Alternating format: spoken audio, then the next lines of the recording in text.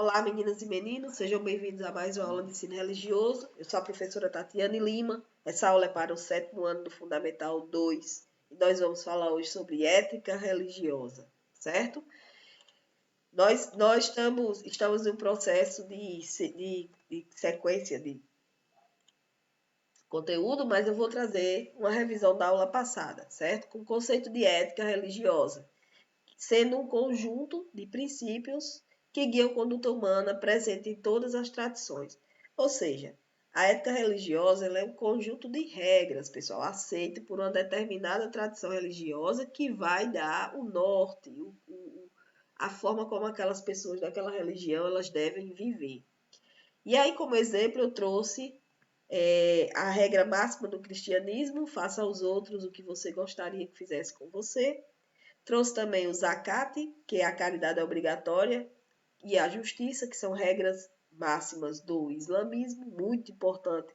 Essas regras que eu estou trazendo são muito importantes para o crescimento social, tá certo, pessoal? Não estou falando da parte teológica, mas para o crescimento social da sociedade em torno dessa regra. O budismo vai trazer o caminho óctuplo da não violência e o hinduísmo traz a questão do karma e do dharma, que é causa e consequência, né? Para vivência humana. Então, todas essas religiões vão ter pontos na sua ética que vão ultrapassar as barreiras religiosas e chegar na nossa sociedade, né? Como algo que pode influenciar pessoas de qualquer religião a se transformarem em seres humanos melhores. Ou seja, amando o próximo, não fazendo mal ao próximo, praticando a caridade, a empatia, sendo justo, não sendo violento e compreendendo que a vida ela é feita de causa e efeito, né? Então, são princípios religiosos que podem ser adaptados com tranquilidade para qualquer sociedade humana, certo? Então, vamos aqui para a primeira parte. Essa atividade de hoje é o seguinte: eu vou querer que a gente pare e comece a pensar, né, sobre esse problema de acordo com as religiões. Como é que se resolve um problema de acordo com as religiões e de acordo com o que foi dado nesse primeiro quadro, né? Aqui nesse primeiro quadro, de acordo com isso aqui, como é que eu vou resolver um problema da minha vida? Então, é necessário que a gente compreenda as regras religiosas não como algo que deve ser cumprido apenas dentro do templo religioso.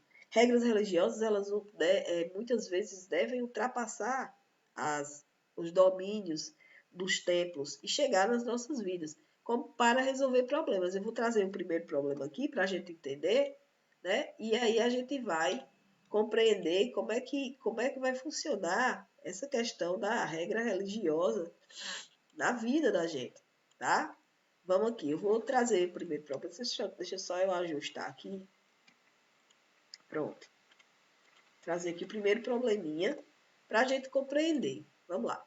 João descobriu que seu amigo Pedro está traindo a esposa.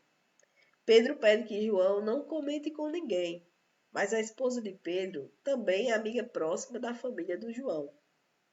João se pergunta se deve revelar a verdade ou manter o segredo. Então, vejam bem, isso é um problema da nossa vida cotidiana, um problema real que pode acontecer com qualquer um de nós, que acontece o tempo todo, inclusive na vida das pessoas. E aí, vamos ver aqui a questão da ética, né? Como é que se resolveria esse problema eticamente? Eu vou trazer esse exemplo já respondido, mas eu vou levar para a sala de aula alguns outros exemplos para que vocês possam responder. Mas aí eu vou deixar essa aula como auxílio para que vocês possam, a partir desse exemplo, conseguir resolver os demais exemplos. Vamos lá.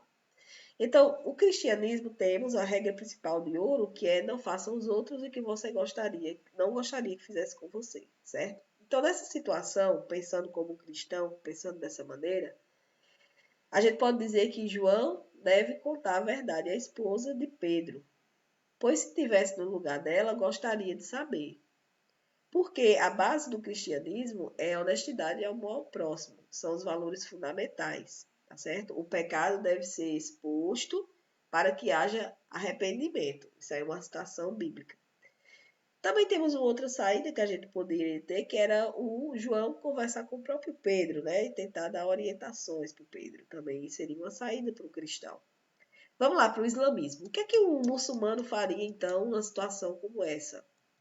Então, ele ia aconselhar Pedro, como eu disse que o cristão deveria fazer, né? Para que Pedro pudesse se arrepender e ele mesmo mudar e não revelar a traição, para evitar injustiças, para evitar danos maiores, né? Isso é realmente, de fato, uma atitude ética e muito importante, inclusive ética em muitos outros sentidos, né? Para o budista, João deve incentivar Pedro a assumir os próprios erros e buscar reconciliação, evitando expor o amigo publicamente. Então, João deve falar com Pedro, né?